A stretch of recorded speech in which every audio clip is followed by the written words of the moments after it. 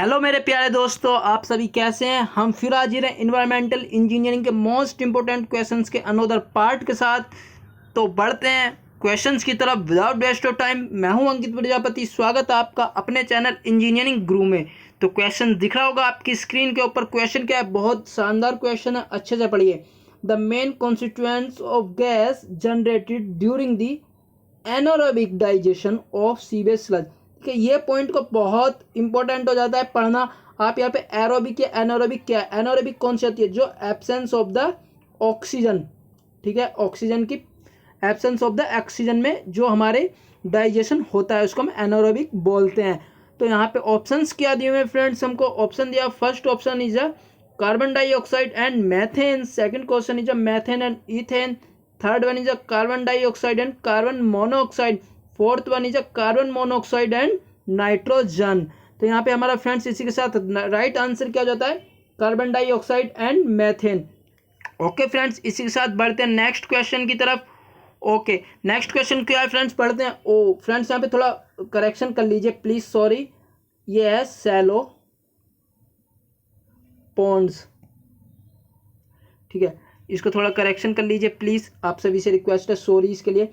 In which dissolved oxygen is present at all, ये depth है, sorry friends थोड़ा problem हो गया है, ठीक है, ये डेप्थ है। At all depths are called, देखिए यहाँ पे पहली बात तो इन्हें पॉन्ड पूछ लिया, तो ऑप्शन यहाँ पे क्या दिया हमको, aerobic lagoons, aerobic ponds, facultative lagoons and facultative ponds. देखिए सबसे पहली बात इन्हें पॉन्ड्स पूछ लिया, तो हमारे दो ऑप्शन तो हमारे कट हो ही गए हैं।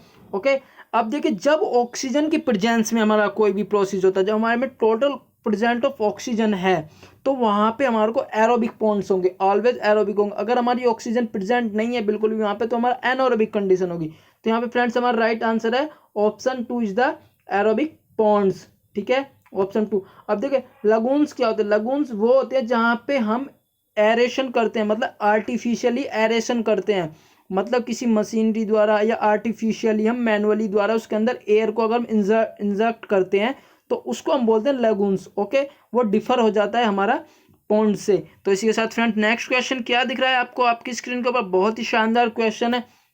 When sewage enters a flowing river the rapid depletion of dissolved oxygen is due to.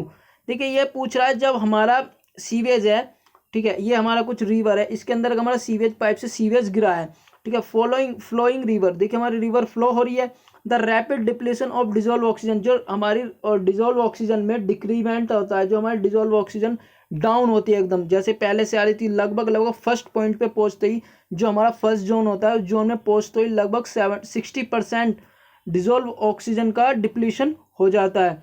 तो ये पूछ रहा है वो किसके कारण होता है, तो ऑप्शंस दिए हुए हमारे, changing temperature in river water, the suspended particles in river and waste,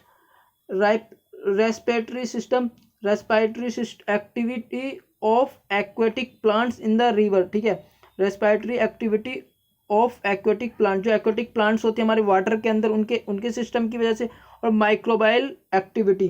तो यहाँ पे फ्रेंड्स हमारा राइट आंसर होता है माइक्रोबाइल एक्टिविटी। इसमें क्या होता है, जो हमारे माइक्रो ऑर्गेनिजम्स हैं वो बहुत जल्दी से वेट में होते हैं, जैसे उसके अंदर आते हैं तो हमारे वहाँ पे वो पूरे माइक्रो ऑर्गेनिज्म उस ऑक्सीजन और सीवेज के बीच में जो रिएक्शन होता है, तो वहाँ पे बहुत ज़्यादा हमारा डिजोल्व ऑक्सीजन कंजप्शन होता है। तो इसी प्रोसेस को हम क्या बोलते हैं, माइक्रोबाइल एक्टिविटी भी बोलते हैं। जब हमारा माइक्रो ऑर्गेनिज्म, जो हमारे ऑर्गेनिक मैटर्स होता है, जो बायोडिग्रेडेबल ऑर्गेनिक मैटर्स होता है, तो उनको डिकम्पोज करता है, ठीक है, तो वहाँ पे माइक्रोबाइल एक्टिविटी होती है। तो इसका राइट आंसर है हमारा ऑप्शन 4। इसी के साथ फ्रेंड नेक्स्ट क्वेश्चन क्या लिखा हुआ है, when waste water is disposed of into a running stream 4 zones are formed. देखिए 4 जोन हमारे फॉर्म्ड होते हैं। In which one of the following zones will the minimum level of dissolved oxygen be found. देखिए ये पूछ रहा है minimum dissolved oxygen किस जोन में होती है। देखिए ये कुछ हमारा रिवर है, यहाँ से हमारा सीवर आया,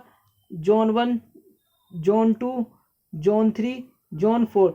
फर्स्ट जोन को बोलते हैं हम जोन ऑफ डिग्रेडेशन, इसको बोलते हैं जोन ऑफ एक्टिव डिकम्पोजिशन, इसको बोलते हैं जोन ऑफ रिकवरी, एंड इसको बोलते हैं जोन ऑफ क्लियर वाटर।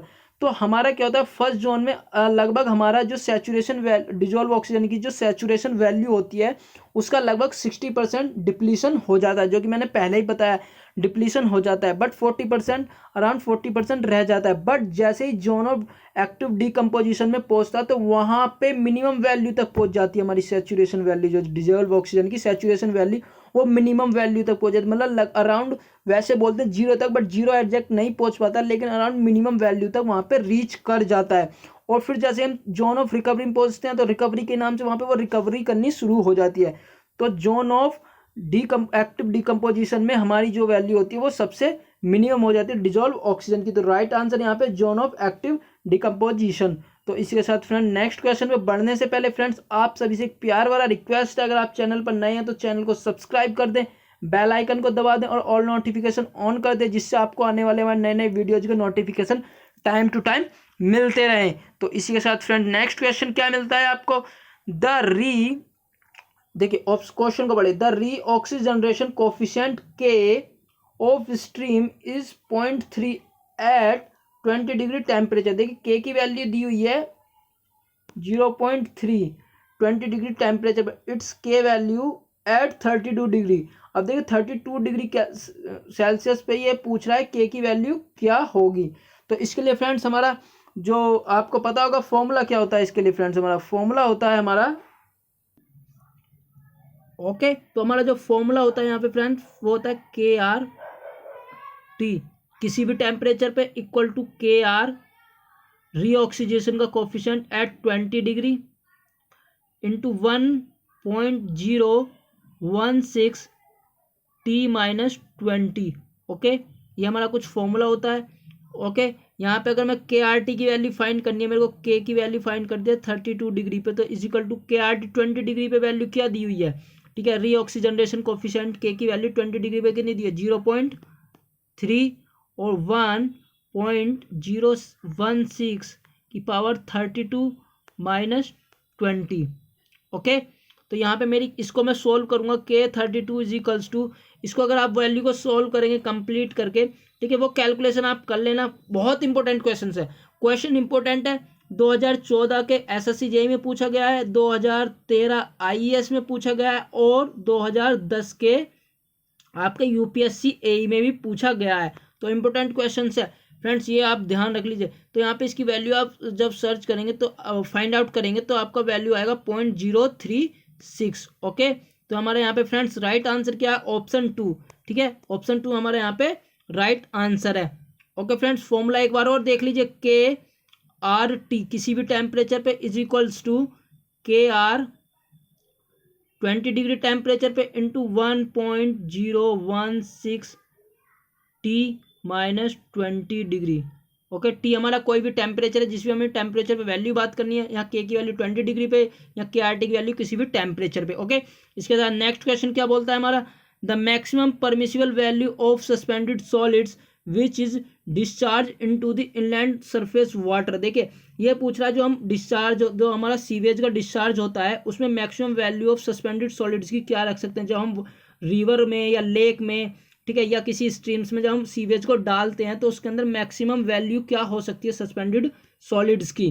ठीक है ऑप्शन क्या दिए हैं, 250 मिलीग्राम पर लीटर, 80 मिलीग्राम पर लीटर, 30 मिलीग्राम पर लीटर, 40 मिलीग्राम पर लीटर। तो यहाँ पे फ्रेंड्स हमारा राइट आंसर है, राइट आंसर यहाँ पे फ्रेंड्स हमारा 30 मिलीग्राम पर लीटर। इसके साथ फ्रेंड नेक्स्ट क्वेश्चन की तरफ बढ़ते हैं। नेक्स्ट क्वेश्चन क्या लिखा हुआ है, the following zones are form in the polluted river. ठीक है zone of clear water, zone of active decomposition, zone of recovery and zone of degradation. The correct sequence in which these zones occur progressively down stream in the polluted river is. देखिए मैंने आपको पहले ही अभी बताया था, या इसको बोलते हैं हम अपस्ट्रीम साइड, जहां से हमारा सीवेज डलता है उससे ऊपर की साइड को बोलते हैं अपस्ट्रीम और दूसरी साइड को बोलते हैं हम डाउन स्ट्रीम। यहाँ जोन 1 बताया था मैंने, जोन 2 बताया था, जोन 3 एंड जोन 4। जोन 1 कौन सा होता है हमारा, जोन ऑफ डिग्रेडेशन, दूसरा बताया था zone of active decomposition, third one is a zone of recovery and fourth one is a zone of clear water. तो यहाँ पे डाउन स्ट्रीम की तरफ अगर हम बढ़ते जाएं तो हमारा ऑप्शन क्या होगा, डी, यानी कि डी पहले होगा, उसके बाद बी होगा, उसके बाद हमारा सी होगा, उसके बाद हमारा ए होगा। तो डी किस में फर्स्ट है, तो यहाँ पे डी सी ए DBCA,